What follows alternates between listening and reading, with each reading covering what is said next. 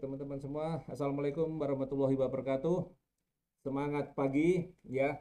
Hari ini kita akan berbagi mengenai karet ya, karet di mana kita adalah negara komoditas nomor 2-nya. Indonesia adalah karet setelah sawit ya. Namun sebelum itu saya ucapkan dulu ya, turut berduka cita atas meninggalnya Bapak Harmanto, yaitu suami dari Ibu Lailatul Afifah. Kemudian Bapak Lis Wahyu Adia Setiawan, ya, yang dimana menjadi kecelakaan pada waktu itu di kapal Nanggala 402 menjadi korban. Ya, kami turut berduka cita. Semoga arwah beliau diterima di sisinya dan keluarga yang ditinggalkan mendapatkan kesabaran. Ya, ya. Baik, kita mulai teman-teman semua. Kami singkat saja, di sini adalah 6 langkah sukses dalam budidaya karet, ya, karet. Nah, teman-teman semua, semoga teman-teman semua, mitra-mitra semua, sahabat-sahabat semua dipanjangkan umurnya, ya, dipanjangkan umurnya, diberi kesehatan dan sehat, ya, dalam situasi yang pandemi seperti ini. Kita tetap berbagi, namun juga jangan lupa kita tetap menjaga kesehatan dan menjaga supaya tetap kita sehat. Dan semoga kita selalu menjadi orang-orang yang bermanfaat untuk orang yang lain. Jadi kita akan memberikan nilai positif kepada orang-orang yang lain. Ya. Nah, Bapak, Ibu, mitra-mitra semua, teman-teman semua, sahabat-sahabat semua, ya. Kita mulai, ya, kita di perusahaan PT Natural Nusantara, alamatnya di Jalan Siliwangi nomor 72, ya.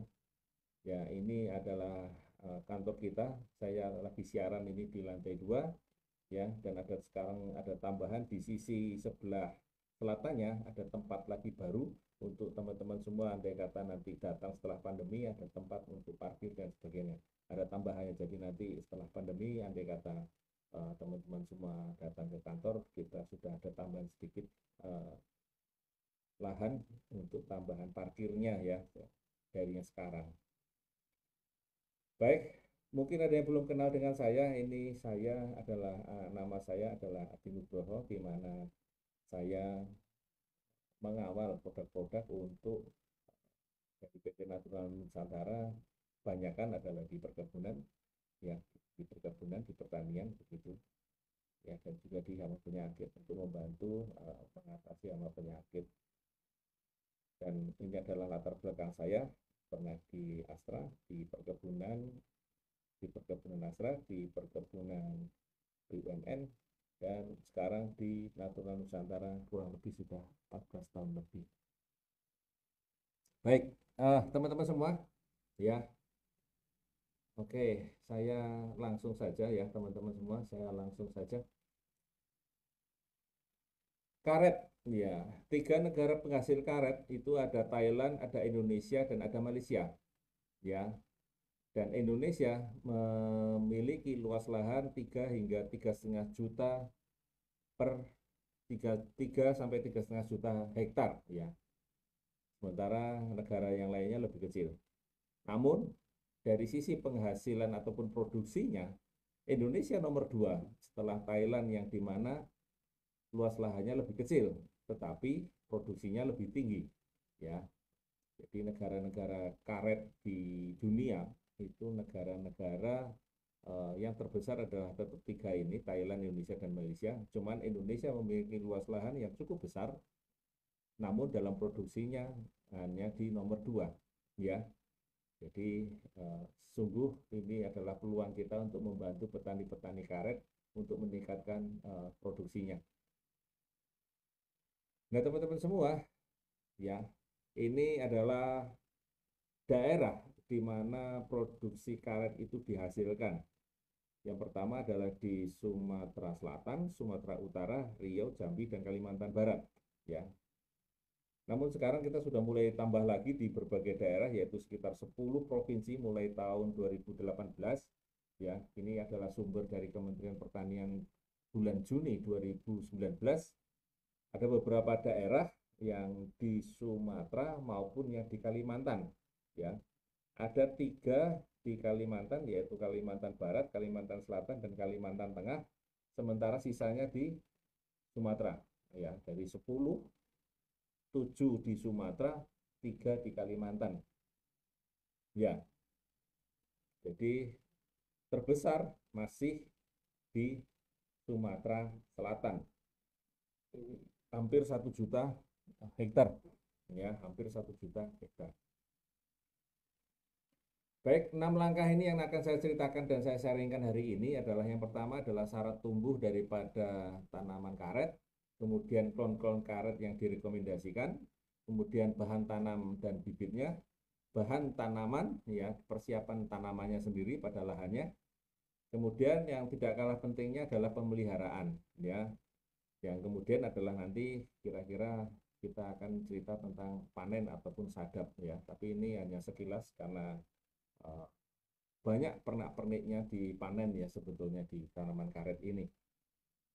Ya, yang pertama adalah syarat tumbuhnya. Kita tahu adalah karet ini memerlukan daerah sekitar 15 derajat lintang selatan dan 15 derajat lintang utara. Di antara itu membutuhkan curah hujan kurang lebih sekitar 1.500 hingga 3.000 mili per tahunnya. Tempat ataupun tinggi tempat yang ideal antara 0 sampai 12 di atas permukaan air laut. Nah, ini idealnya adalah di situ ya, teman-teman semua. Kemudian suhunya sekitar 25-35 ya. Kemudian kecepatan anginnya jangan terlalu kencang, misalnya di pinggir pantai yaitu terlalu tinggi ya kalau di pinggir pantai, tapi maksimum adalah 30 km per jam. Kemudian kemiringan tanahnya sebaiknya, ini adalah sebaiknya adalah kurang dari 10%. Jadi kalau terlalu tajam kurang disarankan. Kemudian pH tanah rata-rata di tanaman karet ini adalah kurang lebih sekitar 4,3 sampai 5, jadi agak sedikit asam masih bisa. Nah, drainasenya yaitu kita memerlukan kondisi yang sedang ya, kondisi yang sedang. Ini adalah beberapa syarat tumbuh tanaman karet. Karena kalau terlalu tinggi, ini ada hubungannya. Pada kondisi ketinggian yang disarankan 0 sampai 200 di atas permukaan air laut, maka buka sadapnya ya atau siap sadapnya atau kita mulai menyadap ataupun memanen pertama kalinya di tahun usia 6 tahun atau kurang ya. Makin tinggi ya, berkelipatan dari 200 ya, kelipatan dari 200 bertambah 1 tahun, bertambah 1,5 tahun, kemudian dan seterusnya sampai ketinggian 1.000 di atas permukaan air laut bisa mencapai 10 tahun lebih ya. Jadi ini sangat berhubungan ya. Hubungannya adalah korelasinya adalah positif, di mana makin tinggi di atas 200 maka kemungkinan untuk penyadapan pertamanya umurnya bertambah ya. Jadi disarankan di rata-rata ketinggian 0 sampai 200 meter di atas permukaan air laut. Kemudian klon karet yang kita sarankan ataupun kita rekomendasikan. Karet ini diambil adalah ada 2, yaitu yang pertama adalah hasil utamanya adalah lateks atau getahnya. Yang kedua adalah diambil kayunya, ya. Ada yang diambil kayunya sebagai pengganti kayu ramin pada waktu itu untuk dibikin kayu dijual dalam bentuk kayu. Sebetulnya dalam bentuk kayu ini, kalau kita dalam suatu industri pabrik karet, biasanya kayu-kayu ini diambil untuk pengasapan karet yang untuk menghasilkan hasil getah ataupun sir nanti yang dipakai di pabrik untuk sebagai bahan pengasapan. Ya, di luar kayu karet diambil sebagai bentuk kayu seperti pengganti kayu ramin ataupun pengganti kayu yang lain dalam bentuk gelondongan, ya dijual dalam bentuk kayu gelondongan. Nah, ada tiga yang nanti direncanakan ataupun mungkin Bapak Ibu juga merencanakan membuat kebun karet misalnya, ya. Pilihlah karet-karet yang diinginkan karena memiliki karakteristik yang cukup unik, ya, cukup unik. Pada klon penghasil lateks ini rata-rata tanamannya rata-rata tidak tahan angin sehingga agak kecenderungannya agak miring, setelah nanti umur di atas usia 10 tahun rata-rata agak miring. Mungkin kalau kita lihat di Sumatera Utara yang pernah saya lihat di sana milik salah satu pabrik ban di sana itu rata-rata tanamannya miring. Karena apa? Ini tanam klon adalah penghasil lateks. Artinya dari awal hingga akhir yang diambil lebih banyak lateksnya ya, lebih banyak diambil lateksnya dibandingkan nanti dari kayunya ya. Jadi diambil hanya lateksnya. Dan ini biasanya ditanam kalau pada kondisi dataran rata, tidak masalah. Tapi pada lahan pebukitan ataupun anginnya yang agak tinggi, maka klon-klon penghasil karet ini akan ditanam di bagian dalam daripada kebun itu, sementara nanti klon yang penghasil kayu atau klon penghasil lateks kayu akan dipasang ditanam di bagian pinggirnya sebagai penghalang angin ya. Jadi kadang-kadang untuk para pekebun ataupun perkebunan yang agak besar, dia menanam tanaman karet ini rata-rata di bagian dalam adalah untuk tanaman yang memang hanya murni diambil lateksnya, di bagian depan untuk menghadapi angin yang cukup kencang bisa diambil lateks dan kayu ataupun penghasil kayu ya. Nah, lateks atau lateks kayu ini rata-rata diambil kayunya itu rata-rata seperti pada tanaman kehutanan yang pada umumnya rata-rata di atas 10 tahun ya. Sementara sadap yang pertama yang belum menggunakan nasa rata-rata setelah 6 tahun. Jadi kurang lebih sekitar 4 tahun diambil lateksnya, sisanya akan diambil kayunya ya. Kemudian ini klon penghasil kayu, maka itu rata-rata sekitar 1 sampai ya kurang dari 3 tahun, maka nanti tanaman ini akan diambil kayunya. Jadi lateksnya mungkin hanya sekitar 1 sampai 3 tahun, atau mungkin kurang dari itu ya, kurang dari 3 tahun. Jadi pilihlah klon karet yang diinginkan, apa yang diharapkan sesuai dengan tujuan penanaman tanaman karet ini ya. Nah, kemudian untuk periode 2010 dan 2014 ini ada beberapa klon yang baru dirilis ya, ada beberapa yang dirilis penghasil lateks ataupun yang mungkin bisa disimak di sini ya, nanti bisa di copy ya. Klon-klon yang dianjurkan untuk penanaman komersial ya. Ini adalah ada tambahan-tambahan dan ada beberapa di daerah-daerah lain, misalnya di daerah Kalimantan atau mungkin di daerah Sembawa misalnya begitu, sudah mulai ada klon-klon yang baru, juga mulai ada beberapa klon-klon lokal yang memang bisa dan tahan terhadap kondisi setempat. Jadi ada beberapa yang barangkali belum dirilis tapi sudah banyak ditanam di petani-petani lokal ya, petani-petani lokal yang menanam karet di kebunnya sesuai dengan klon-klon lokalnya ya, karena ada beberapa daerah klon lokal yang memang cocok untuk daerah tersebut sehingga menghasilkan lateks yang cukup baik. Kemudian dalam kita membuka kebun tentu saja kita memberikan yang terbaik. Maka sebelum kita membuka ke kebun, maka kita sarankan 1,5 tahun sebelumnya itu sudah mulai mempersiapkan batang bawah dan batang atasnya yang untuk ditanam, karena nanti biasanya tanaman karet ini kita lakukan dengan cara okulasi ataupun grafting ya, disambung atas bawah ya. Biasanya yang bawah dengan yang atas kita sambung dengan ini ya.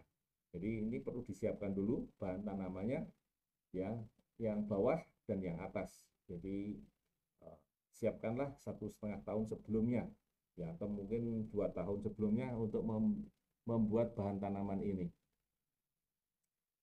Nah, kemudian setelah kita mempersiapkan 1,5 tahun sampai 2 tahun, maka kita memulai persiapan tanam dan penanaman ya.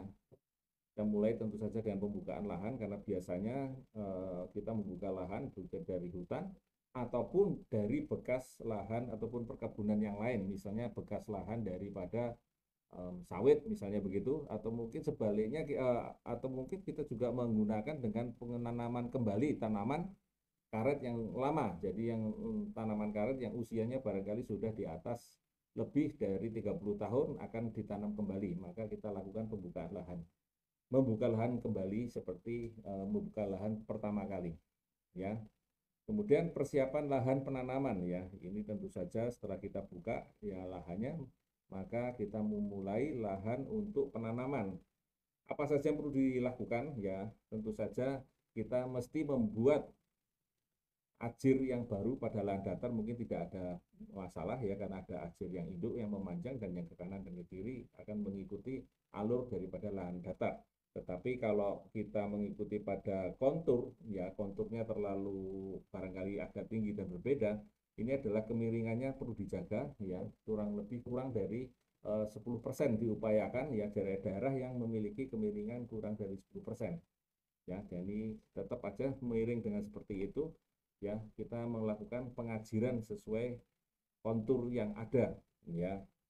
Jadi kita membuka lahan kembali pada lahan bekas karet pun, kalaupun kita mau menanam kembali, maka caranya juga membuat ajiran di antara eh, tanaman-tanaman karet yang lama. Jadi kita membuat pengajiran lagi ya. Jadi jangan di tempat yang lama atau titik yang lama, nanti terlalu dekat dengan titik yang lama ya, ini perkembangannya biasanya kurang begitu bagus ya. Jadi mesti diratakan dulu, kemudian kita bikin lagi pengajiran yang baru. Kemudian lubang tanam. Lubang tanam ini ya ukurannya tentu saja kita sarankan yang di bagian atas adalah 60 kali 60, di bagian bawahnya 40 kali 40 dengan kedalamannya kurang lebih sekitar 60. Atau kita bikin sama saja, yaitu 60 panjang lebar tinggi 60 60 60 ya, itu akan lebih enak lagi untuk kontrolnya, karena biasanya kalau kita bikin bawahnya makin mengecil biasanya makin lama makin kecil. Jadi kita sarankan pembuatan lubang ini sebaiknya besar saja, 60 kali 60 kali 60 panjang lebar dalam, jadi 60 kali 60 60. Dan ini sebaiknya kita biarkan dulu selama kurang lebih 1 bulan ya.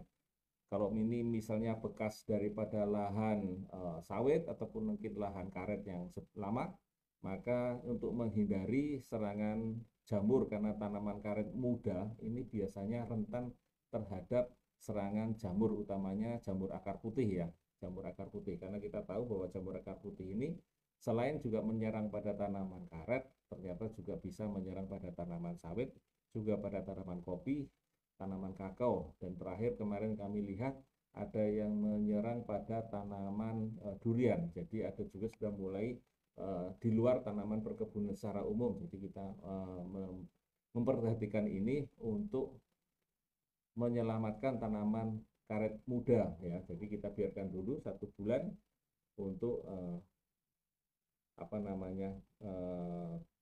terbuka ya, supaya aerasinya cukup bagus, dan supaya barangkali kalaupun ada jamur dan sebagainya bisa mati sendiri ya.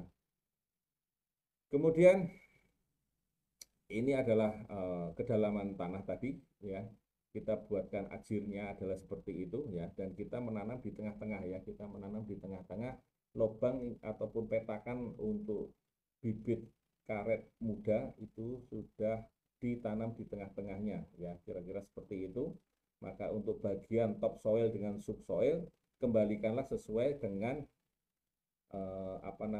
bagiannya. Kalau untuk itu diambil di subsoil taruh di kiri, topsoil taruh di kanan, maka nanti yang dari kiri masuk dulu, yang dari kanan belakangan ya. Kembalikan seperti semula. Kemudian teman-teman semua, mitra-mitra semua ya, ini adalah seleksi bibit dan penanaman bibit. Kita akan menanam pada tanaman bibit karet yang sudah kita pilih tadi sesuai dengan harapan apa yang nanti kita akan panen, apakah lateksnya, lateks dan kayunya, atau hanya kayunya saja ya. Maka upayakan bibit karet yang di polybag ini memiliki payungnya 2 atau sudah berpayung 2 atau mungkin bertingkat 2 ya. Ini minimal ya, akan lebih bagus. Jangan terlalu pendek, jangan terlalu payungnya baru buka 1, itu sudah kita lakukan, kita pindahkan ke lahan, jadi minimal sudah berpayung 2.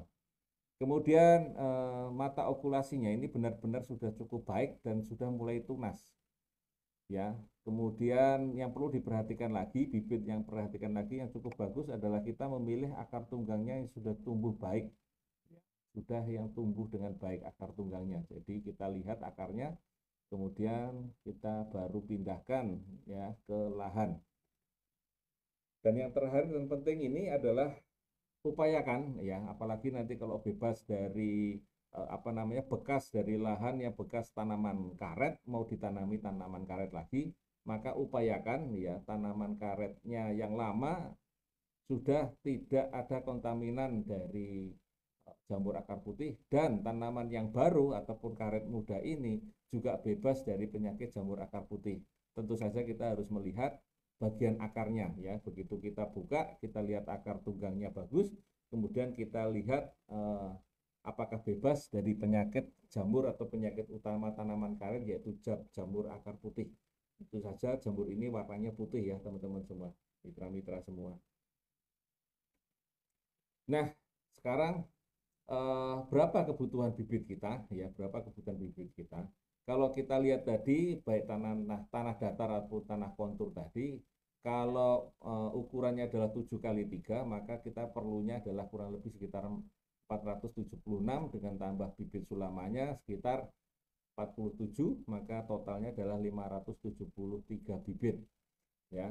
Dan ini dilakukan penanaman umumnya adalah di bulan-bulan September sampai Desember ya, ini untuk mengejar adanya hujan ataupun hari hujan yang lebih dari 100 hari ataupun seringnya hujan ya, jika kita akan menghemat penyiraman, karena ini kan kita menanam di perkebunan yang biasanya agak luas ya, maka upayakan menanam itu di hari-hari ataupun di bulan-bulan basah ya, seperti bulan September sampai Desember.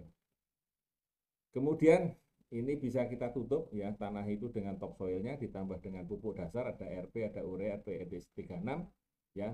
Cuman untuk produk nasanya nanti ya, nanti saja, jangan dicampurkan di sini ya. Kita tutup nanti di setelah nanti kita 1 bulan atau mungkin sekitar 2 bulan, nah baru kita pupuk dengan super nasa ataupun dengan granul ya.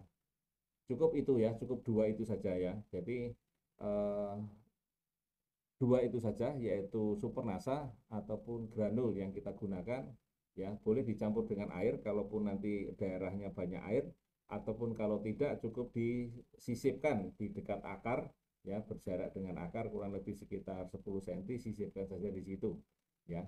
Itu nanti ditaruhkan di situ, ataupun kalau nanti pas ada masa penyiraman, pada saat kita tidak hujannya berkurang ya, maka perlu sedikit penyiraman karena ini tanamannya masih sangat muda, bisa dicampurkan di situ ya, baik super nasa atau granul ya, atau ya, jadi super nasa atau granul atau campuran keduanya, jadi dua-duanya bisa dicampurkan.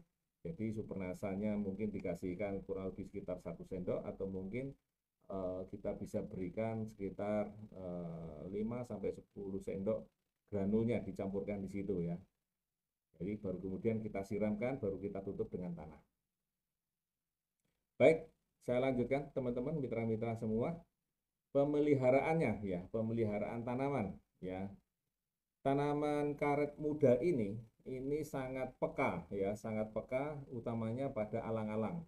Ya, hampir semua tanaman, baik itu tanaman sawit atau mungkin tanaman kopi barangkali, atau mungkin tanaman kakao barangkali, yang muda, yang masih baru tanam, ini upayakan bebas dari alang-alang, karena ini memang ada ya bahan alang-alang ini yang sangat mengganggu pertumbuhan dan perkembangan akar ya.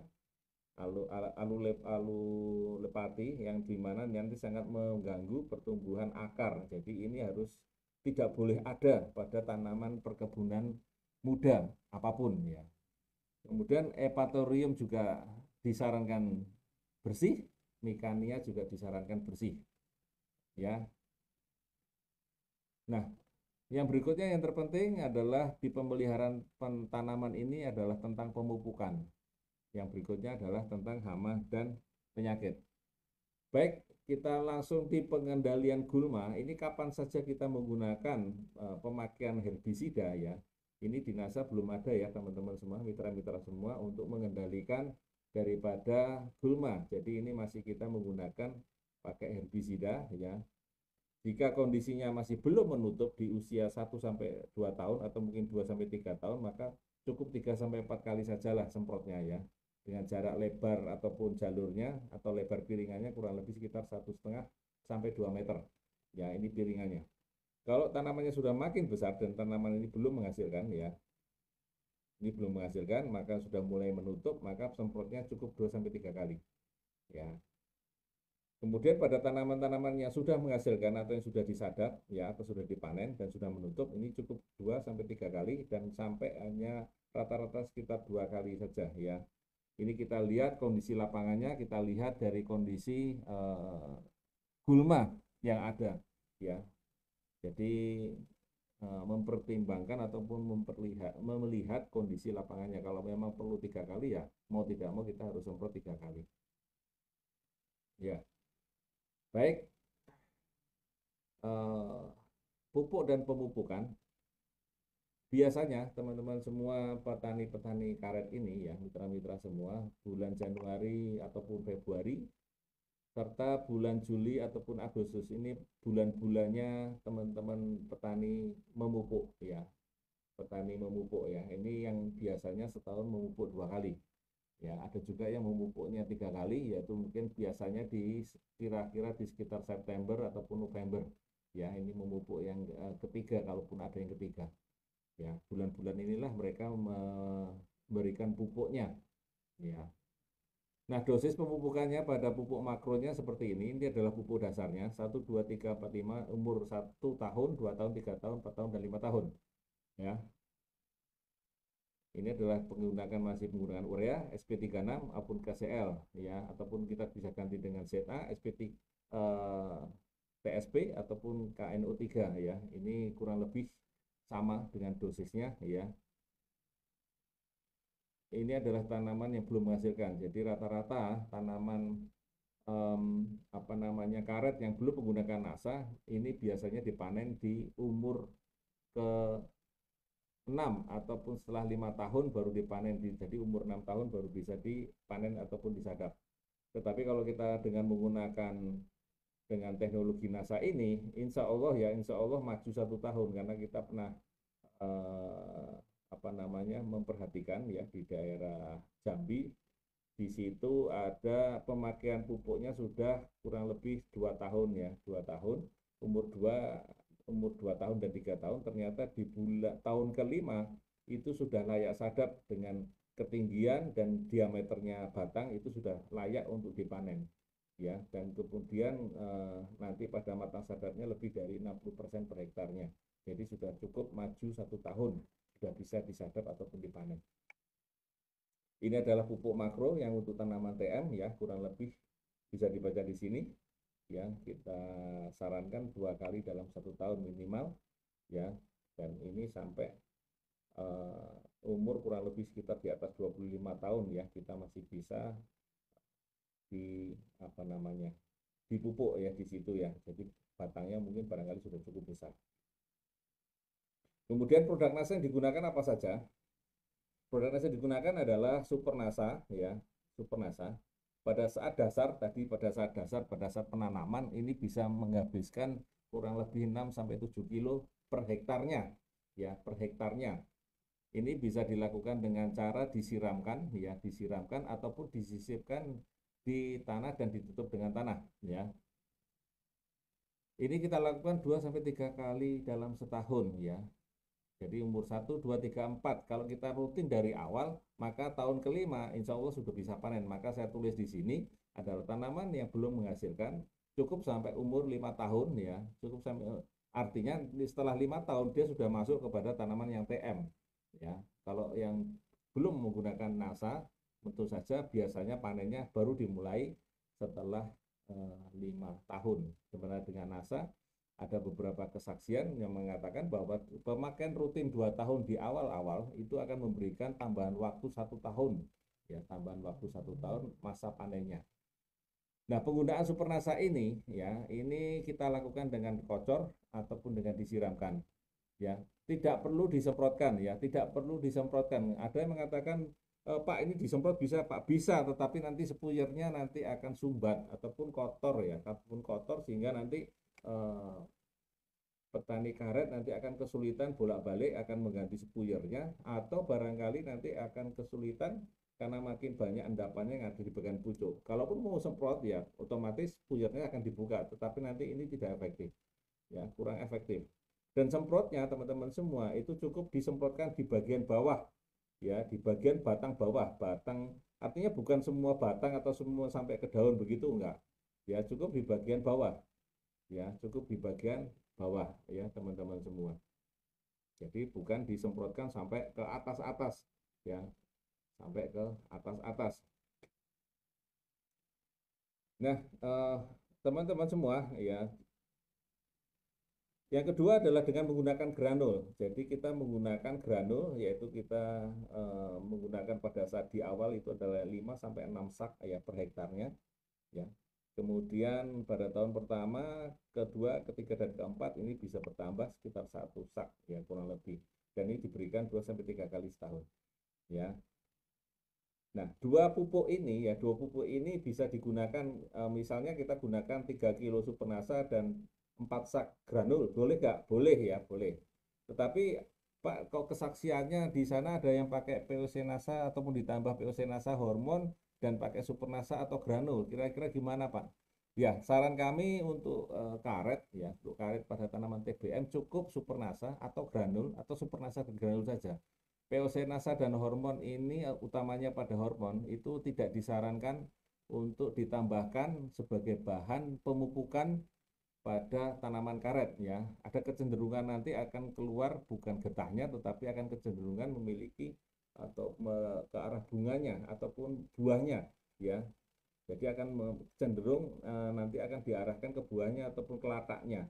Ini nanti akan berbanding terbalik, kalau keluar kelataknya maka getahnya akan turun ya. Sementara kita berharap tanaman karet ini yang kita ambil adalah getahnya atau lateksnya ya, sehingga harapannya adalah lateksnya yang keluar, tetapi apa daya yang keluar kelataknya karena ada tambahan daripada hormon tadi. Jadi saran saya semua tanaman karet ya tidak perlu menggunakan lagi POC Nasa maupun hormon. Bahkan banyak di kesaksian-kesaksian memang ada yang menggunakan dengan POC Nasa sama hormon. Tapi sekali lagi kami sarankan cukup dengan Supernasa atau granul atau Supernasa plus granul ya. Jadi tidak perlu penggunaan POC Nasa ataupun hormon kecuali disemprotkan pada bagian batang yang masih bisa disemprotkan ataupun daun yang masih bisa disemprotkan ya, bukan di tanah. Karena POC Nasa sama hormon ini ya ini efektif pada daun ya, efektif pada daun dan batang atas. Kalau di akar kurang begitu efektif ya, kurang begitu efektif. Oke. Ya, ini sambil saya lihat teman-teman semua ini cukup banyak ya. Ya, terima kasih semuanya yang telah hadir di sini, yang telah mendengar informasi tentang karet ini ya. Ini adalah pemupukan yang menggunakan dengan NASA ya, tambahannya dengan NASA. Kemudian yang kedua, ini kita mengenal lagi dengan Glio dan BVR, di mana ini adalah kondisional. Pada penanaman awal atau di dasar ya, penanaman pada saat awal tanam ya, kami sarankan Glio ini tetap diikutkan ataupun diberikan walau mungkin cuma sekali pun tidak masalah, karena tanaman karet muda ini sangat rentan terhadap yang namanya jamur akar putih, apalagi lahan yang ditanam, lahan baru itu adalah bekas lahan tanaman karet ya. Maka sebaiknya Supernasa nanti dicampur dengan Glio atau granulnya dicampur dengan Glio, baru kemudian ditebarkan bersamaan atau disiramkan bersamaan. Untuk yang BVR ini tentu saja untuk jaga-jaga, apalagi di bagian pucuk tanaman ini kan masih cukup muda, maka bolehlah sekali ataupun 2 kali dalam setahun itu ya, sebagai ada selain pupuk dasar maka semprotkanlah BVR ya, semprotkanlah BVR 10 sampai 12 kotak per hektarnya ya. Bisa sekali ataupun 2 kali dalam setahun, tapi untuk jaga-jaga di awal kita sarankan Glio dimasukkan, BVR disemprotkan ya. Itu teman-teman semua pada tanaman TBM ya. Untuk tanaman yang sudah menghasilkan, maka kita mulai yang pakai NASA ini adalah umur 5 tahun. Ya, umur 5 tahun ke atas penggunaannya adalah bertambah sedikit ya, dengan interval yang kurang lebih sama. Termasuk Glio dan BVR ini adalah kantinya kondisional ya, kondisional. Ya, kondisional. Tetapi kami sarankan untuk daerah-daerah yang rawan terhadap jamur akar putih ya, dengan ditandai adanya tanaman karet yang daunnya ada sebagian yang berwarna kuning dan menggugurkan, sebagian kuning dan menggugurkan daunnya kuning, atau mungkin ditandai dengan beberapa tanaman yang mungkin serangan yang hebat kita lihat pada pagi hari masih tegak berdiri, kita lihat besok pagi atau 2 hari lagi ternyata tanamannya sudah tumbang. Nah ini hati-hati, maka pemberian glio sebaiknya lebih sering di daerah tempat-tempat yang dilihat ataupun dirasa memang perlu pendapat glio ya, pendapat glio di daerah-daerah yang dekat tumbangan-tumbangan karena jamur akar putih tadi. Jadi agak sering di daerah-daerah yang tumbangan ada kemungkinannya jamur akar putih tadi. Ya, jadi kita cukup menggunakan supernasa atau granul ya, supernasa atau granul atau supernasa dan granul. Jadi misalnya bisa kita mix antara supernasa plus granul. Jadi supernasanya 3 kilo, granulnya cukup 3 atau 4 sak saja dicampurkan, kemudian dicampur dengan glio jadi satu boleh ya. Kemudian baru kita pupukkan ya, kita berikan di pupuknya. Oke, seperti itu ya teman-teman semua. Ini adalah pemupukan penggunaan produk NASA pada tanaman karet. Kemudian hama dan penyakit. Saya melihat di sini ada 3 penyakit utama pada tanaman karet ya. Pada tanaman karet yang utama adalah jamur akar, yang kedua adalah gugur daun, yang ketiga adalah bidang sadap ya. Yang mulai dari yang pertama adalah tentang jamur akar. Jamur akar tadi sudah saya sampaikan bahwa penyakit utama pada karet adalah jamur akar putih atau sering disingkat dengan JAP ya. Dengan ciri-ciri ada benang putih yang menempel pada akarnya ya. Akarnya jadi busuk, jadi lunak, kemudian berwarna coklat ya. Kemudian serangan ini rata-rata dimulai setelah 6 bulan ya. Kemudian serangan ada lagi itu setelah 6 tahun ya. Setelah 6 tahun jika ya jika jadi cukup apa namanya ya, serangannya ini cukup cepat. Tandanya sederhana sebetulnya, cuman kita perlu waspada bahwa kalau ada daun pucat berwarna kuning ujungnya terlipat ya, kemudian dari jauh misalnya kalau tanaman-tanaman karetnya sudah tua, ada sebagian daunnya berwarna kuning dan gugur, sebagian ada yang hijau, sebagian ada yang kuning. Coba cek bagian akarnya ya, mudah-mudahan jamur akar putih ini sudah ada di situ ya, sudah mulai menyerang satu persatu. Jadi alangkah baiknya mulailah segera dengan dikocor dengan glio ya, segera dikocor dengan glio ya. Ini kemarin kami menemukan jamur akar putih di daerah Jambi ya, luas lahannya kurang lebih sekitar 500-an hektar lebih, di mana tadi saya sampaikan bahwa kita sekarang pagi ini kita melihat tanaman itu masih berdiri, umur tanaman karetnya masih kurang lebih sekitar 2-3 tahun ya. Kita melihat tanaman itu masih berdiri, besok kita lihat tanamannya sudah tumbang dan seterusnya. Begitu kita lihat ternyata bagian bawahnya ada apa namanya, benang putih kayak sarang laba-laba begitu.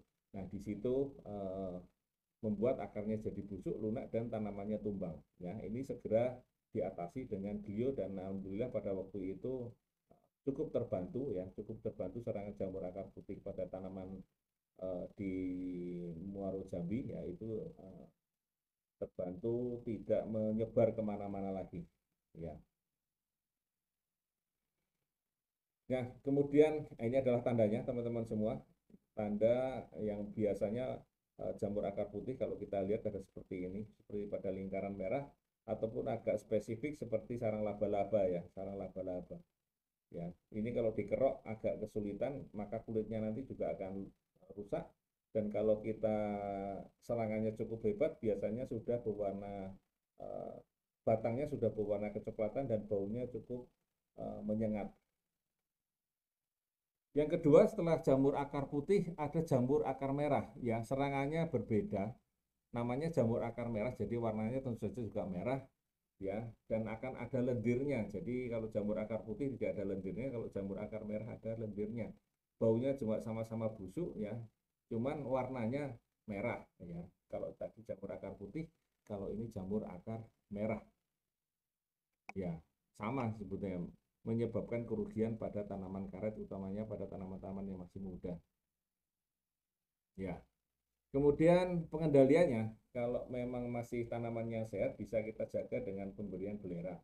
Tapi kalaupun kita nggak ada belerang di sana, bisa kita gunakan dengan menggunakan glio, ya, dengan menggunakan glio. Kalau itu tanamannya sakit, ya, tanaman sakit, maka satu kotak glio ini untuk kurang lebih sekitar 10 tanaman, ya. 10 tanaman ditebar di situ ataupun dilarutkan kemudian dibagi 10 disiramkan aja di dekat situ, atau kita gunakan dengan sistem mata angin utara selatan barat timur ya. Kalau selatan utara tenggara, jadi 9 titik itu dikasih plus tanaman yang sakit. Kalau untuk jaga-jaga ini untuk tanaman yang sehat bisa kita gunakan sekitar 20 tanaman yang sehat. Jadi mungkin biasanya pada bekas lahan-lahan tanaman karet, maka kami sarankan penggunaan glio ini agak lebih banyak ya. Jadi sekitar 20 tanaman yang sehat ini sekali-sekali ya, di awal-awal begitu kita berikan. Bisa kita siramkan, bisa kita langsung taburkan untuk jaga-jaga di hari awal. Ya. Ya, untuk tanaman karet yang muda sebaiknya tidak ada pisang, ubi jalar ataupun singkong. Ini sangat mengganggu ya. Biasanya pada tanaman-tanaman yang masih muda, teman-teman melihat ada lahan yang kosong, maka ditanami tanaman. Boleh ditanami tanaman selain 3 tanaman ini ya teman-teman semua, ya mitra-mitra semua. Pisang, ubi jalar ataupun singkong. Mungkin kacang tanah bolehlah ya. Tapi kalau pisang, ubi jalar atau singkong nanti yang terjadi adalah rebutan unsur haranya ya. Kemudian jamur akar putih ataupun jamur akar merah ini sebaiknya pada daerah-daerah yang kira-kira serangannya cukup tinggi, maka klonnya yang tidak disarankan adalah seperti yang tertulis di sini, yaitu GT1, RRIM 600, RRIM 623, PR 255 ataupun PR 228 ya. Untuk daerah-daerah yang sering terserang jamur akar putih ataupun jamur akar merah, klon ini tidak disarankan ya. Kemudian pengendalian yang berikutnya adalah ya sering-seringlah diberikan dengan glio, karena ini adalah musuh alaminya ya. Musuh alaminya artinya ini glio ini adalah temannya petani karet ya. Temannya petani karet, maka sering-seringlah petani karet ini dengan menggunakan pemberian glio ini sangat membantu serangan jamur akar putih ataupun jamur akar merah. Ya, ada jamur yang lain tetapi dua ini yang sangat berbahaya, dan utama yang berbahaya adalah jamur akar putih. Tetap saja dengan menggunakan glio ya teman-teman semua. Ya, jamur akar coklat, leher akar ya, kemudian akar kerbau ya, ini juga bisa diatasi dengan glio. Jadi glio ini mengatasi banyak persoalan tentang jamur di dalam tanah di bagian bawah. Jadi sering-seringlah ataupun rutinkanlah penggunaan glio ini. Jangan menunggu ya, jangan menunggu jamur ini menyerang pada tanaman karet muda kita, karena sudah terserang maka untuk mencegahnya ataupun barangkali mengendalikannya mungkin agak kesulitan, karena serangannya cukup hebat, utamanya di jamur akar putih ya. Jadi mulai dari sejak awal berikanlah, cegahlah, dan rutinkanlah dengan menggunakan dengan glio ya. Itu saran kami. Kemudian setelah bagian akar kita lihat ada gugur daun ya, gugur daun. Ini ada Odium heveae ya. Warnanya putih di bawah daun dan biasanya menyerang pucuk dan daun muda ya, dan kemudian ada sedikit warna atau translusen atau sedikit bayang begitu, dan ujungnya ngering ataupun keriput. Nah, contohnya seperti ini. Ini biasanya pada tanaman-tanaman yang masih muda ya. Ini seperti ini. Ini disemprot dengan glio. Jadi kalau tadi penggunaan glio adalah dengan dikocor ataupun dengan dibarengkan, campur bareng dengan supernasa masih bisa, ataupun dengan granul masih bisa untuk di bagian bawah. Nah, ini untuk di bagian atasnya pada tanaman-tanaman muda seperti ini, gejala-gejala seperti ini bisa disemprotkan teman-teman semua ya. Disemprotkan glio, diambil untuk sekitar 1-2 sendok per tangki semprotnya. Tapi sebelum itu ya dimasukkan ke ember dulu, dilarutkan, disaring ya, disaring. Nah, baru kita masukkan ke dalam tangki, kita yakinkan bahwa tangki itu sudah bersih, baru kita semprotkan ya. bersih, bekas pestisida, bekas apa yang lain-lainnya sudah bersih, tidak berbau, baru kita gunakan dengan Clio untuk disemprotkan. Ya, ampasnya bisa digunakan untuk disebarkan di bagian akar, tidak apa-apa. Ya, kemudian kita semprotkan merata dan rutinkan, utamanya di bagian bawah daun ya, utamanya di bagian bawah daun. Rutinkan. Ini biasanya kalau curah hujannya agak tinggi, biasanya serangan jamurnya juga cukup banyak. Ya, jadi rutinkan dengan menggunakan ini. Bisa 3 sampai 5 hari sekali ya, tergantung dari tingkat serangannya. Kalau untuk bulan-bulan basah biasanya serangannya cukup banyak, maka dirutinkan, diseringkan gitu. Ya, sambil kita lihat barangkali ada beberapa teman-teman yang masih bergabung ya. Oke, ya cukup banyak ya yang bergabung. Terima kasih teman-teman semua. Suaranya kecil banget. Iya, tes ya suaranya Pak Burohana atau Pak Rohana ya. Maaf ini saya ya coba suara saya ya, mudah-mudahan suaranya terbantu ya, karena ini sudah menggunakan dengan mic ya. Kita lanjutkan ya, pengendaliannya untuk yang gugur daun jenis-jenis ini tidak disarankan, yaitu GD1, PR255, WR101. Kemudian ya ini tentu saja pemberian ureanya jangan terlalu banyak ya, jangan terlalu banyak. Kemudian ini apa namanya? Yang disarankan ada beberapa jenis yang sering di daerah-daerah, yaitu PR107, Afros, PR261, 300 ya. Itu untuk daerah-daerah yang sering terjadi gugur daun ya. Jadi pengendalian yang lain adalah apa? Ya, tentu saja Glio ini mesti sering-sering diberikan. Jadi Glio tadi bermanfaat untuk di bagian bawah tanaman, yaitu di bagian akar. Nah, ini juga di bagian pucuk, utamanya serangan jamur tadi atau gugur daun tadi, ini sangat bermanfaat untuk mengendalikan dan mencegah ya. Mengendalikan dan mencegah. Kalau mencegah belum ada serangan, berarti semprotlah dengan Glio dari awal. Kemudian apa namanya, mencegah dan mengobati. Dan ini bisa mengobati dengan Glio juga disemprotkan ya. Disemprotkan dari atas ya, utamanya yang sudah 1 tahun itu masih bisa disemprotkan lah ya, yang payung 2 itu masih bisa disemprotkan.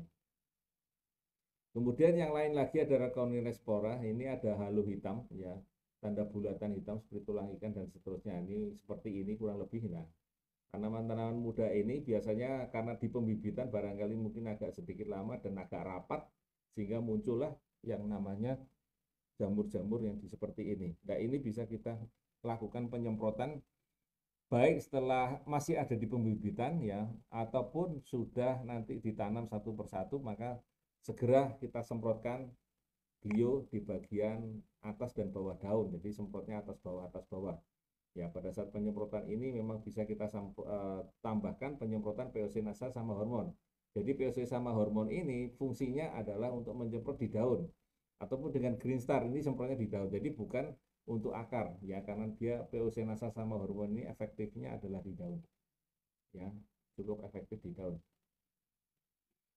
Kemudian ya, untuk mencegah penyakit ini ya, ada beberapa hal yang sering ditemui, itu adalah dekat dengan tanaman ketela pohon, tanaman angsana, akasia, ataupun pepaya ya.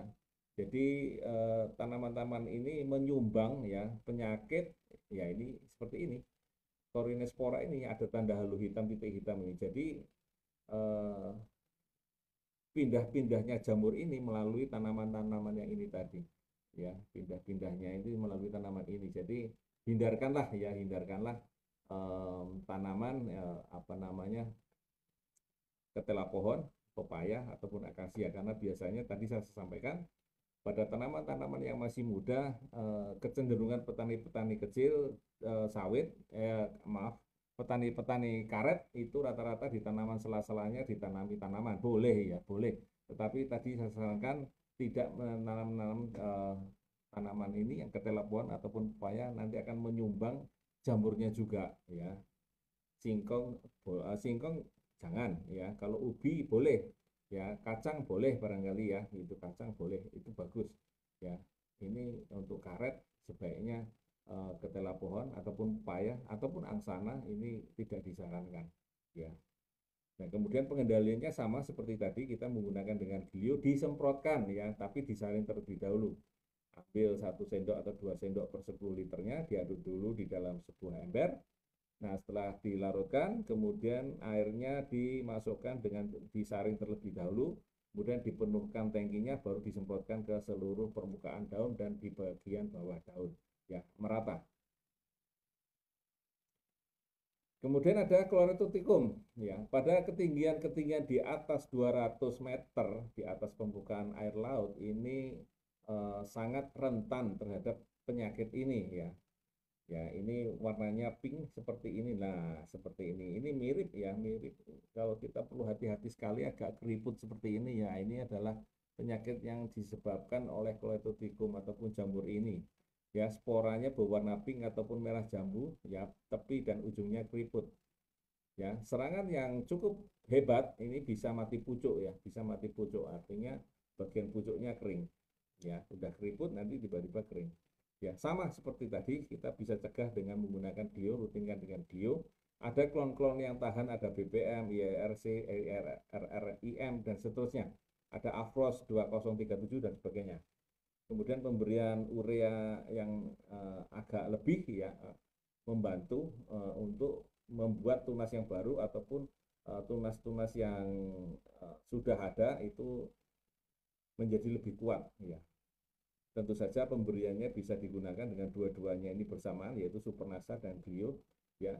Kita langsung taburkan bersamaan ya, dua-duanya untuk membantu memupuk sekaligus mengendalikan jamurnya. Glionya disemprotkan di atas, Supernasanya dikocorkan di bawah ya. Seperti itu ya, teman-teman semua. Ya, suara saya rasa mudah-mudahan cukup bagus ya. Oke, nggak apa-apa, yang mungkin masih ada telat-telat sedikit, nggak apa-apa, nanti bisa diputar ulang ya. Oke, kemudian ada beberapa jamur-jamur yang lain ya pada bagian daun ini, seperti ini, kayak tutul-tutul seperti ini, Phytophthora ataupun Helminthosporium sporium ya, seperti ini ya. Ini juga penyakit-penyakit yang terbawa oleh jamur di bagian pucuk-pucuk, jadi perlu memang Glio ini digunakan dari sejak awal, baik untuk menjaga di bagian akar maupun menjaga untuk di bagian pucuk daun ya, utamanya pada tanaman-tanaman karet yang masih muda ya. Ini sangat rentan semuanya di situ.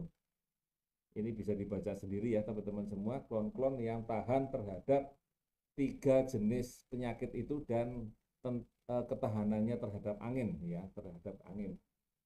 Ya, bisa dibaca di sini tabel ini ya. Barangkali di sekitar Bapak Ibu sekalian memang ada jenis-jenis yang diharapkan ya, ataupun klon-klon yang lokal yang dimana juga sudah memiliki ketahanan-ketahanan lokal lainnya, yaitu bisa kita gunakan. Ya, setelah bagian akar ya, kemudian bagian pucuk daun ya. Nah, sekarang penyakit-penyakit yang ada di bagian bidang sadap ya.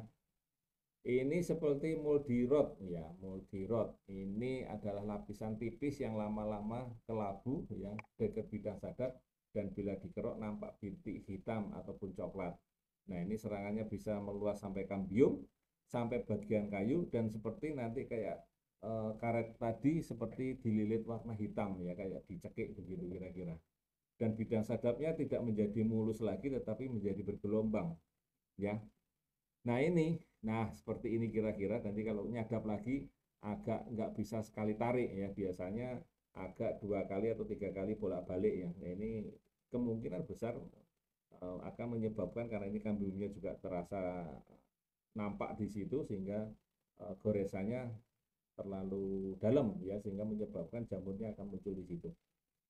Maka disarankan tidak menyadap terlalu sering ya. Biasanya kan disadap 2 atau 3 hari sekali. Ini ditunda dulu untuk supaya kesehatan kulitnya membaik dulu. Jadi selama sekitar 1 atau 2 minggu kita lewati dulu ya. Kemudian ini mohon maaf teman-teman semua, kebetulan 3 produk ini masih diurus ya, sampai diurus artinya masih close order, tetapi ini sebagai pengetahuan saja karena beberapa teman-teman petani karet yang sudah menggunakan dengan ramuan ini ternyata cukup bagus ya, cukup bagus untuk mengendalikan penyakit moldy rot ini pada bidang sadap tanaman karet, yaitu dengan menggunakan Apento. Apento ini adalah singkatan Aero, Pentana, dan Pestona dengan komposisi 1:3:5 dalam 5 liter air ya, dalam 5 liter air ini belum saya tulis teman-teman semua ya. 1 tutup Aero, 1 tutup Pentana, 3 tutup Pentana, dan 3 tutup Pestona dalam 5 liter air, kemudian dioleskan di bagian batangnya ya. Itu sambil kita tidak disadap dulu kurang lebih sekitar 2 minggu. Jadi selama 1 minggu 2 kali kita oles dengan menggunakan kuas atau mungkin dengan menggunakan jerami padi misalnya, begitu bisa saja ya, kita oleskan di situ ya. Biasanya nanti tanamannya sudah mulai subur kembali, kemudian kulitnya sudah mulai bisa disadap lagi ya, dan bisa mengeluarkan getah lagi dengan lebih baik ya. Untuk daerah-daerah tertentu sebaiknya tidak menanam jenis-jenis yang mungkin bisa dibaca di sini adalah PR 107, LCB ya, ataupun WR 101. Tapi untuk GT1 ataupun Afros masih bisa ya. Kemudian selama tidak disadap ya, maka tentu saja kita berikan juga pupuk tambahannya, baik Supernasa ataupun granul ya, ditambahkan di situ ya. Jadi di luar pemupukan yang rutin ditambahkan Supernasa ataupun granul Organindo ya. Satu tanaman kurang lebih sekitar antara 15 sampai 20 gram Supernasa atau ya sekitar 100 sampai 150 gram granul atau Organindo tambahannya untuk membantu supaya moldy rotnya ini ataupun bagian dalam ini kulitnya sudah bisa diberes lagi, sudah membaik kembali, sehingga nanti pada saat beres bisa sekali tarik kita bisa terapkan atau kita beres dengan lebih baik ya. Jadi selama 2 minggu kita tidak sadap dulu ya. Seperti itu teman-teman ya, moldy rot ya. Kemudian kering alur sadap, ini yang diakibatkan oleh ground blast ya, karena terlalu sering disadap ya, atau mungkin menggunakan dengan bahan perangsang yang lain ya. Jadi ada bahan yang ya boleh dibilang ini adalah mungkin salah satu mereknya adalah Etrel begitu, maka alur sadapnya itu menjadi kering, artinya kurang bergetah kembali. Begitu disadap ya, ternyata getahnya nggak netes ya. Bagian yang kering biasanya menjadi gum atau blendok atau mungkin sebuah warna kecoklat-coklatan ya. Kemudian pada saat seperti ini getahnya encer banget ya, artinya netesnya kayak netes air biasa, bukan netes getah ya. Jadi kayak air biasa, bukan seperti getah karet biasa, jadi kayak air gitu. Nah ini kering alur sadap ya. Tentu saja apa saran saya ya, sebaiknya tidak memakai perangsang ya, karena ini akan membuka keran tetapi tidak diisi sehingga akibatnya nanti kering ya. Ini yang terjadi di daerah Sumatera Selatan, yang mungkin beberapa kesaksian itu ada ibu seorang pemilik kebun karet kurang lebih sekitar 40 hektar itu yang dimana mati kering sadap. Nah kemudian kita menggunakan dengan NASA ini, maka akan terbantu ya, untuk memulihkan kulit yang terlalu sering disadap dan memulihkan kesehatan kulit pada saat nanti kulit diberes akan keluar getahnya kembali ya. Ya, saran kami adalah tetap ya, untuk perangsang sebaiknya kita hindari. Ada klon-klon yang barangkali Afros ataupun PR ya, kalau mungkin masih bisa disulam maupun diganti ya. Yang berikutnya adalah oles dengan Apento. Sekali lagi ini mohon maaf teman-teman semua, 3 produk ini masih close order ya, masih menunggu pihak dari manajemen untuk Dinas Pertanian ya, di Kementerian Pertanian untuk kepengurusannya. Jadi kita mohon bersabar, tapi ini ada sebagai informasi dulu, yaitu Ampento itu bisa digunakan pada bidang sadap dan sering digunakan pada bidang sadap oleh petani-petani atau teman-teman kita petani karet ya.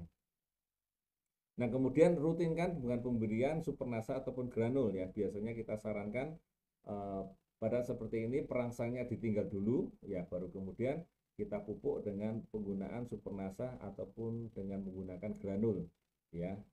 Ini sangat membantu. Kesaksiannya juga ada ya, kesaksian juga ada, bisa kita lihat di YouTube ya, YouTube resmi dari Badan NASA. Itu teman-teman semua ya, yang penyakit-penyakit yang sudah saya sampaikan yang paling sering dijumpai di perkebunan karet. Nah, bagian yang terakhir adalah penyadapan ya, disadap ya. Disadap itu atau penyadapan ataupun panen. Ya, kriteria matang sadap ya, kriteria matang sadap ini adalah seperti ini. Ya, lilit batang mencapai 45 cm. Jadi kalau kita lilitkan, kita putar dengan meteran itu kurang lebih sekitar 45 cm. Ya. Kemudian ketinggian ya diukur dari ketinggian 1 meter di atas tautan itu tadi, di atas daripada okulasinya. Kemudian kalau untuk yang dari biji maka sekitar 0,5 sampai 0,7 meter dari permukaan tanah. Jadi diukurnya adalah seperti itu ya. Minimal telah mencapai 45 cm ya. Kemudian sudah 60% ya dari luas kebun. Jadi minimal 60% dari luas kebun, maka boleh kita melakukan penyadapan. Ya, kemudian ketebalan kulit yang disarankan adalah 7 mili ya, 7 mili. Ya. Ini adalah kriteria daripada matang sadap.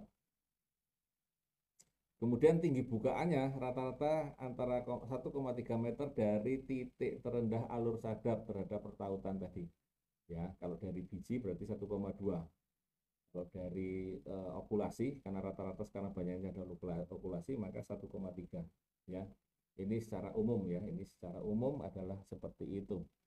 Ya, sekali lagi kalau untuk kita menggunakan dengan teknologi NASA ini, biasanya panen ini dimulai pada tahun kelima. Sementara yang belum menggunakan dengan NASA biasanya dimulai dari tahun ke-6. Jadi alangkah bagusnya, alangkah baiknya kalau pada tanaman-tanaman yang masih tanaman belum menghasilkan padat karet, ya teknologi ini, teknologi NASA ini sangat membantu untuk mempercepat ya, untuk mempercepat lebar lingkar batangnya sehingga mempercepat proses penyadapan ataupun proses panennya lebih maju lagi. Oke. Oke. Saya lanjutkan ya teman-teman. Ya, ini adalah arah bidang sadapnya sekitar 40% terhadap bidang sadap. Jadi mohon maaf, ini alat saya yang saya bawa adalah namanya adalah alat tapping, di mana ini alat membantu untuk sudut daripada bidang sadap. Alat itu bisa digunakan untuk melihat 40 derajatnya, kemudian pemakaian kulit selama 1 bulan, kemudian kedalaman penderesan dan sebagainya. Itu ada namanya alat tapping, yaitu alat yang digunakan untuk kontrol pada saat awal pembukaan bidang sadap. Alat ini bisa dibeli ya, diberi di beberapa tempat, tapi biasanya yang saya dapatkan informasi ini ada di yang saya tahu ada di LPP, Lembaga Pendidikan Perkebunan ya, baik itu yang di Medan maupun yang ada di Jogja, mungkin insya Allah ada ya. Oke, ini teknis daripada matang sadap. Kalau rumus sadapannya adalah ada bentuk alur sadapan, maka ada S, P, dan C. Kemudian kalau panjang alur sadap adalah S1, S2. Kalau jumlah alur sadap ada 2S2 atau setengah spiral ya, setengah spiral, jadi setengah separuhnya ya. Jadi kalau ada kata S berarti dia adalah alur sadapnya, bentuknya spiral, ada yang V, ada yang C atau arus membara.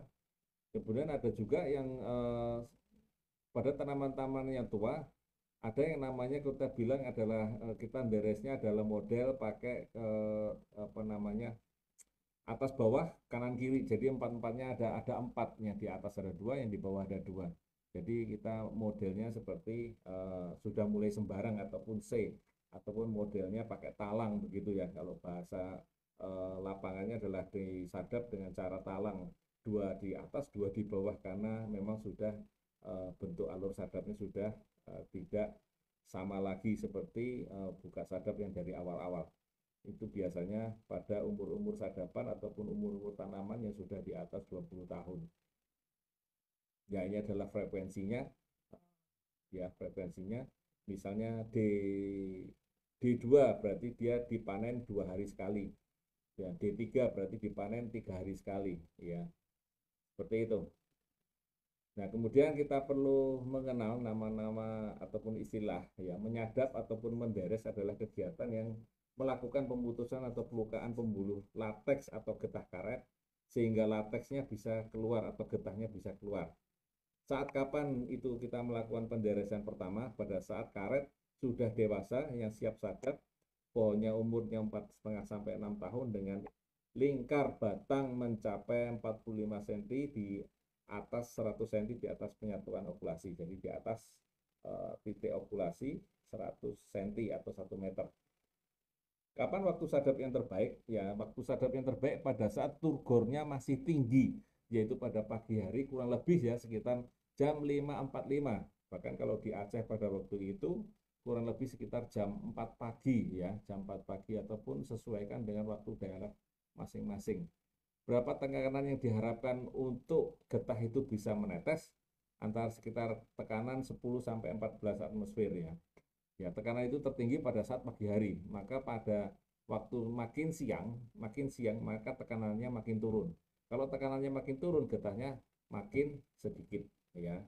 Jadi kenapa petani-petani karet kalau berangkat pagi-pagi sekali, bahkan kalau para teman-teman muslim kalau sholat pun juga sudah di lapangan ya, sudah di lahan ya, gitu bersolat di sana.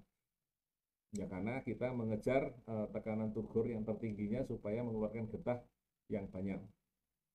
Kemudian berapa frekuensi penyadapannya? Pada 2 tahun yang pertama 3 hari sekali. Jadi pada saat umur yang sudah menggunakan dengan NASA, maka umur 5, 6 ya, 5 dan 6 itu bisa kita sadap 2-3 hari sekali. Sementara setelah tambah 2 tahun, jadi umur kita keempat baru 2 hari sekali ya, 2 hari sekali. Ya, ini ada rumus-rumusnya cukup banyak. Kedalaman sadap yang disarankan, kedalamannya adalah sekitar 1 sampai 1,5 mili dari kambium. Jadi kalau kita menyadap itu cukup tipis ya teman-teman semua. Begitu tipisnya itu kalau kita menyadap sadapannya ataupun kulit yang kita pakai itu bisa ditiup. Jadi kalau kita taruh di tangan, waktu saya ujian ya di karet itu taruh aja itu gapannya itu bisa ditiup, artinya cukup tipis. Alat yang kita gunakan juga ya harus tajam ya, harus tajam. Jadi kita pada pandai-pandailah penggunaan kulit karet ini supaya nanti penggunaannya cukup irit ya, cukup irit sehingga nanti saat kembali lagi pada bukaan yang pertama atau mungkin setelah 5 tahun atau 8 tahun akan kembali kepada bukaan yang pertama, itu bagian batang yang nanti akan disadap kembali itu akan bagus ya, akan bagus. Jadi pemakaian kulitnya juga agak dihitung ataupun agak jangan boros-boros dengan menggunakan pemakaian kulit. Jadi begitu kita deres, ada kulit yang nanti akan lepas, dan kulit itu ditaruh di bagian tangan, upayakan itu bisa ditiup. Itu artinya kemungkinan besar deresannya bagus, pisaunya tajam, dan penggunaan kulitnya agak irit ya. Kemudian alat sadap yang kita gunakan adalah khusus seperti pada gambar.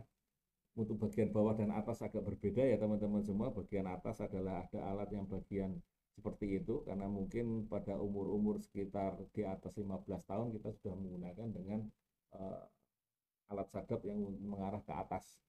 Sementara untuk bagian bawah ada seperti colekan seperti itu, dan itu perlu diperhatikan setelah kita deres ataupun kita mau menderes, pulang bekerja begitu, maka itu segera digosok kembali supaya pada saat nanti menderes lagi pada keesokan harinya bisa tajam dan penggunaannya bisa sekali tarik lah kalau bahasa di lapangan ya pada saat beres itu. Nah, teman-teman dan mitra-mitra semua, ya, oke, sambil saya melihat ini kolom komentar ya teman-teman ya, iya lumayan. Terima kasih semuanya teman-teman yang sudah hadir dan langsung melihat live di sini. Saya lanjutkan ya teman-teman semua. Dari hasil kebun karet maka akan kita bisa dapatkan dua. Yang pertama adalah lateks kebun, artinya getah lateks yang diambil langsung dalam bentuk cair.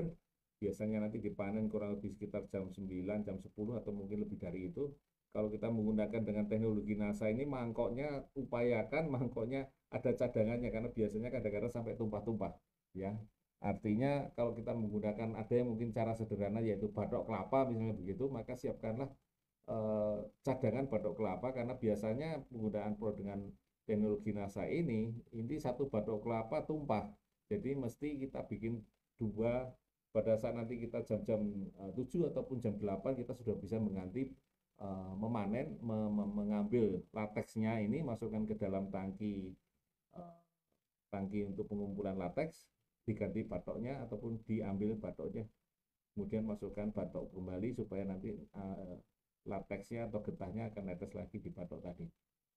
Ya, ini adalah beberapa kesaksian sudah mengatakan seperti itu ya. Jadi kita kalau manen lateks dari kebun karet ini biasanya kalau ada NASA bisa sampai 2 kali. Yang pertama getahnya karena penuh ya, kemudian nanti ditetes lagi dan bisa dipanen lagi ataupun diambil lagi lateksnya. Yang kedua, kita setelah mendapatkan lateks ataupun getahnya, kita akan mendapatkan bokar, yaitu bahan olah karet.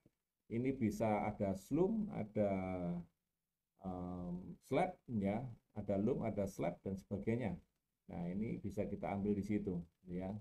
Nanti dari hasil lateks itu nanti akan jadi rubber smoke sheet atau RSS, ya.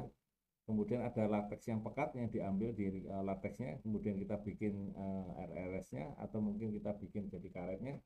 Kemudian dari bahan olah karet ini kita dari loom ataupun slab ini kita nanti akan jadikan sir 10, 20 ataupun 30 ataupun brown cap. Ini bentuknya adalah nanti kalau sir itu adalah bentuknya adalah kotak-kotak ya teman-teman semua. Biasanya dalam bentuk kotak ataupun kubus seperti itu. Ya, yang sudah disesuaikan dengan karakteristiknya maupun sir ya, standar Indonesia rubber ya, sir itu. Kemudian ada 10, ada 20, ada 30, jadi sesuai dengan kualitasnya ya. Jadi yang di petani akan mendapatkan dari lateks getahnya dan bahan olah karetnya yaitu dari loom ataupun dari slabs ya. Kemudian masuk ke pabrik akan diolah, akan menjadi bahan olah yang lainnya ya. Itu seperti itu kira-kira. Kemudian komponen lateksnya itu sendiri itu ada beberapa fraksi, utamanya gitu ada fraksi karetnya, ada fray wrestlingnya, serumnya, dan fraksi dasarnya.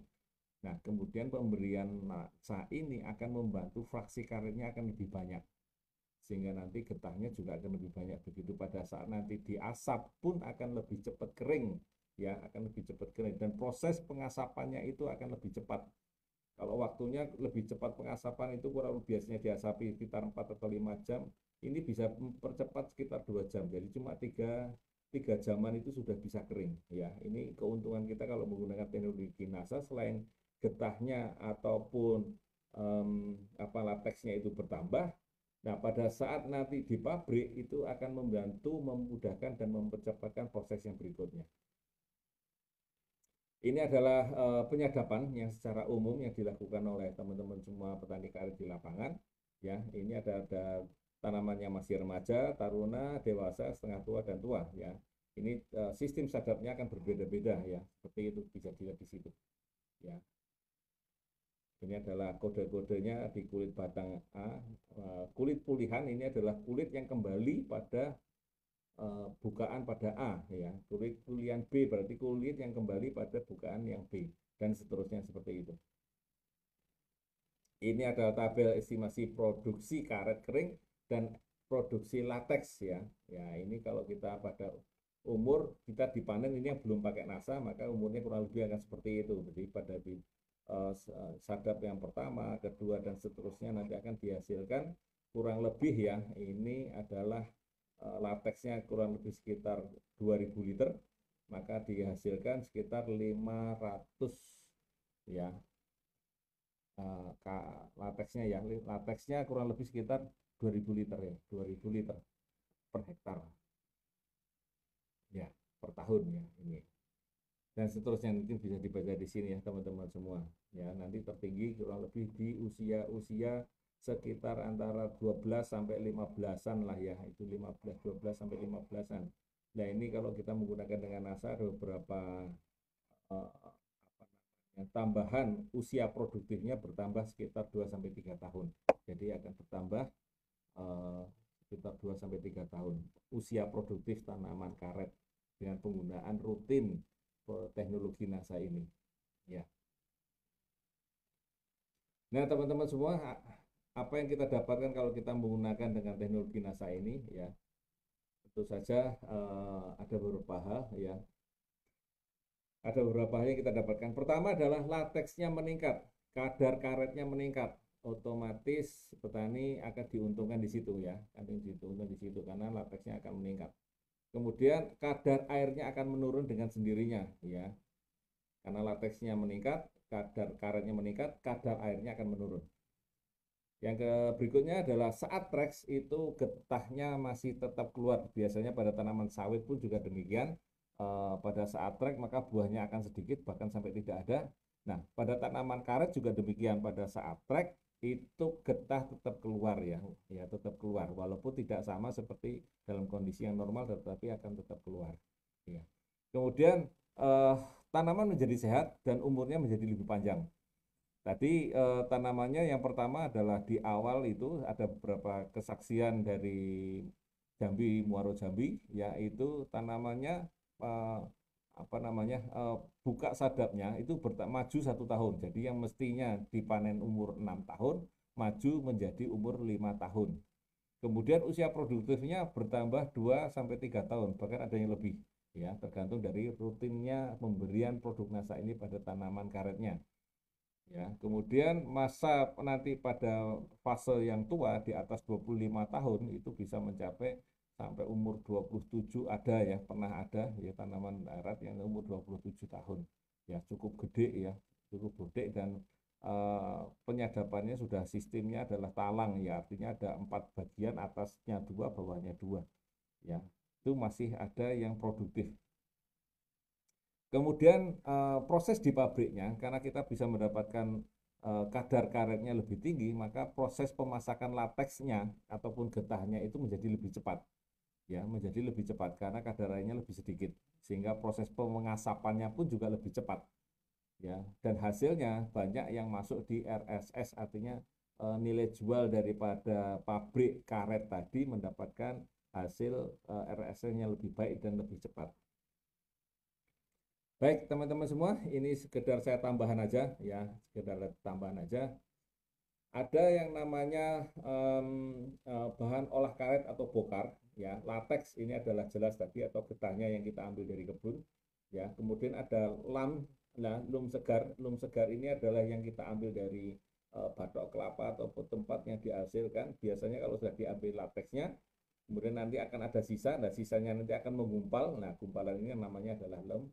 Kemudian slab tipis adalah bagian biasanya gumpalan apa namanya slab ini adalah di karet yang biasanya masih menempel pada bagian karet ya, bagian sadapan.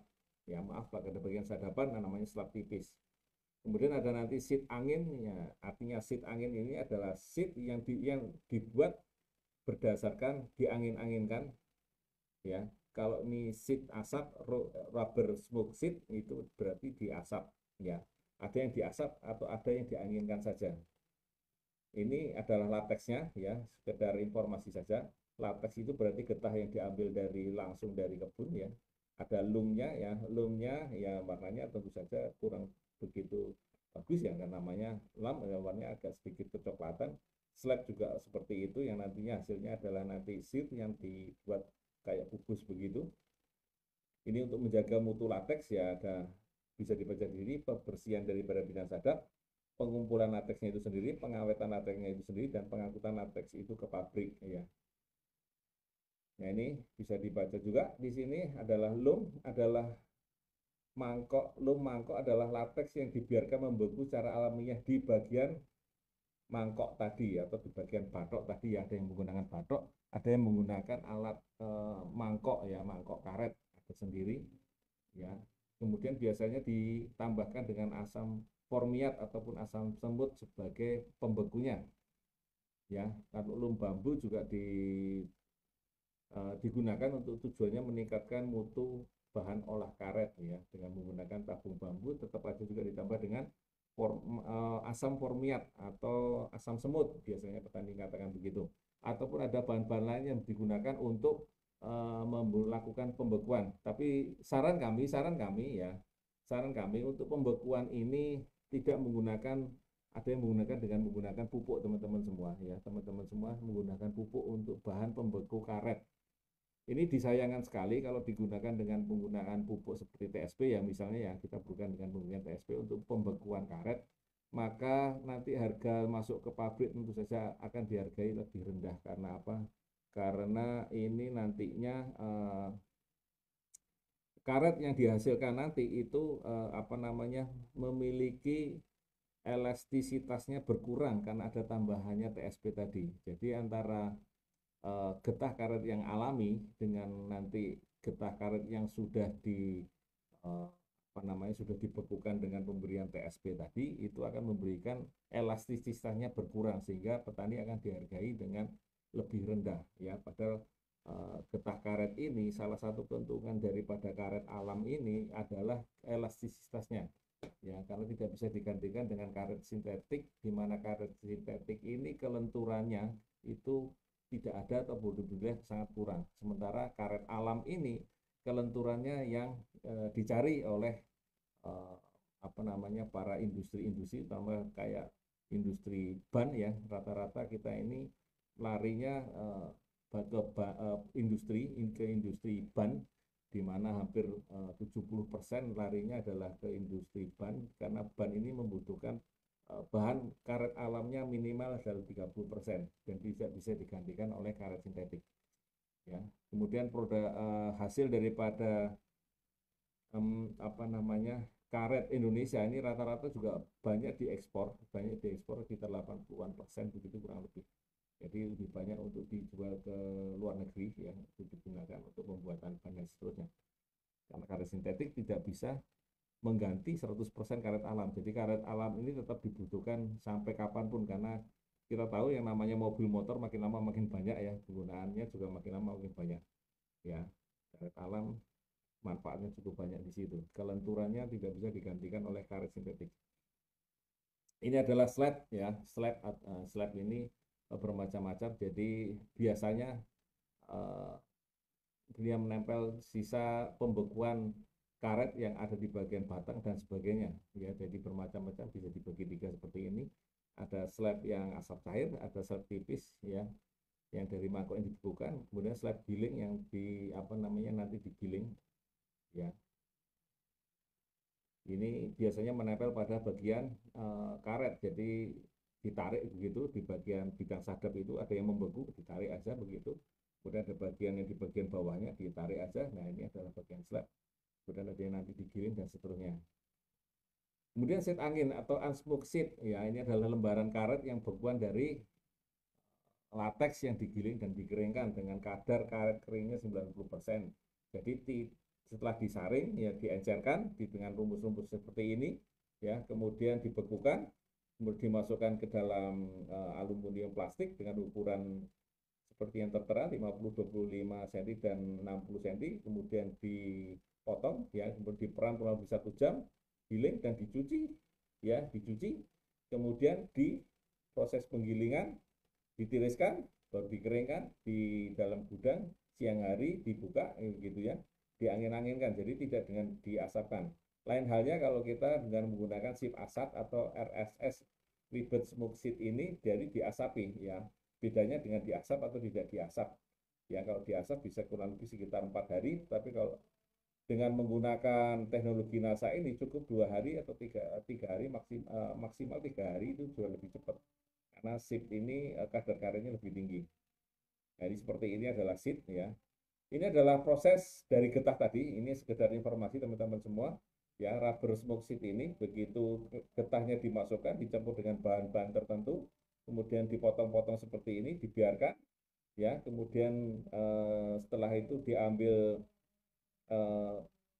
batasnya ya, airnya dimasukkan seperti itu, kemudian ditambahkan, digiling terlebih dahulu. Setelah digiling diperas, kemudian diangin-anginkan. Setelah diangin-anginkan baru diasapi ya. Setelah diasapi baru dipilih reses itu masuk kategori yang mana, apakah standar mutu yang satu ya, satu ini adalah gelembung udaranya kepala jarum. Kalau untuk RS2 adalah 2 kali kepala jarum, yang RS3 adalah 3 kali kepala jarum ya. Ini masuk di mana, dipisahkan, baru kemudian di apa namanya, dikemas ya, dikemas seperti ini.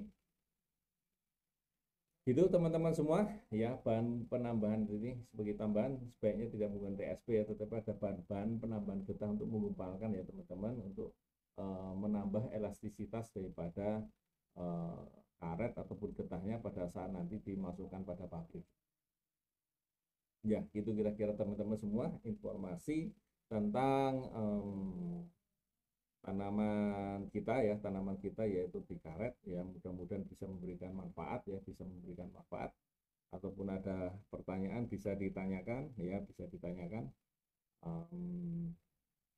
ya di kolom komentar ya, di kolom komentar, ataupun nanti ditanyakan pada kami ya. Mudah-mudahan ini bisa memberikan manfaat pada teman-teman semua.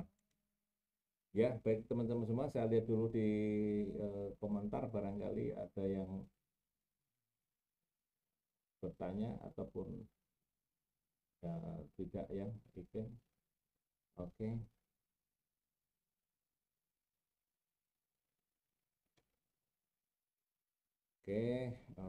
Oke, saya lihat di sini, oke.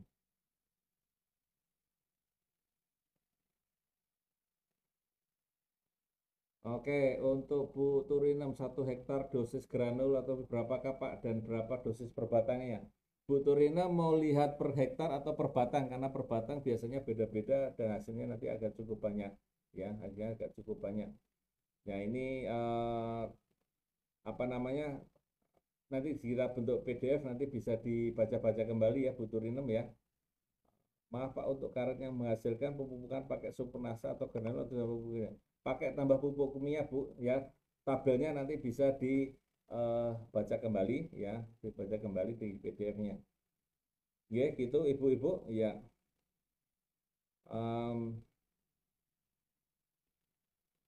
Ya, mungkin ada lagi yang ingin ditanya di sini. Iya, nanti dibaca kembali ataupun mungkin ditanyakan kembali boleh ya. Oke, terima kasih. Ini Pak, 1 hektar karet sudah bisa butuh berapa? Nah ya, sekali lagi untuk pemupukan tabelnya bisa dibaca ya Bapak Ibu ya. Bisa dibaca pemupukannya, tabelnya. Rata-rata antara kalau untuk granul adalah 5 sampai 7 sak per hektarnya, atau 6 sampai 7 kilo per hektarnya, supernasa per hektarnya. Oke, seperti itu teman-teman semua. Iya. Oke, ada pertanyaan lagi? Monggo, kalau mungkin tidak ada, saya tutup. Terima kasih atas waktunya, terima kasih atas teman-teman semua menonton dari awal hingga akhir yang ada menonton hari ini. Mudah-mudahan bisa memberikan manfaat untuk teman-teman semua, yang insya Allah mudah-mudahan ketemu dengan petani-petani karet yang memberikan manfaat NASA nanti kepada petani-petani di sekitar Panjenengan semua atau di jaringan teman-teman semua. Baik, terima kasih atas waktunya. Mohon maaf atas segala kata. Mudah-mudahan memberikan manfaat yang lebih baik. Terima kasih. Wassalamualaikum warahmatullahi wabarakatuh. Semangat pagi teman-teman semua. Sukses untuk teman-teman semua. Oh, ini ada yang mesti nanya ya. Oke, saya mau tanya pohon karet usia 20 tahun. Pemupukannya sedikit beda ya Bu Hadiatun ya. Beda. Nanti dilihat lagi di tabelnya bisa dilihat ataupun nanti bisa dilihat di apa namanya PDF-nya ya Ibu ya. Oke. Dosis per hektarnya apa Bu? Yang dosis per hektar 6. Kalau untuk per hektarnya Supernasa kurang lebih 6 sampai 7 kilo per hektarnya. Kalau granulnya antara 5 sampai 7 sak per hektarnya untuk nasanya ya. Ya ditambahkan nanti di apa namanya pupuk, tambahkan dengan glionya ya Bu ya. Oke, terima kasih teman-teman semua. Saya tutup ya. Tadi sudah saya akhiri. Sampai ketemu lagi di tema dan tema-tema yang lain. Terima kasih.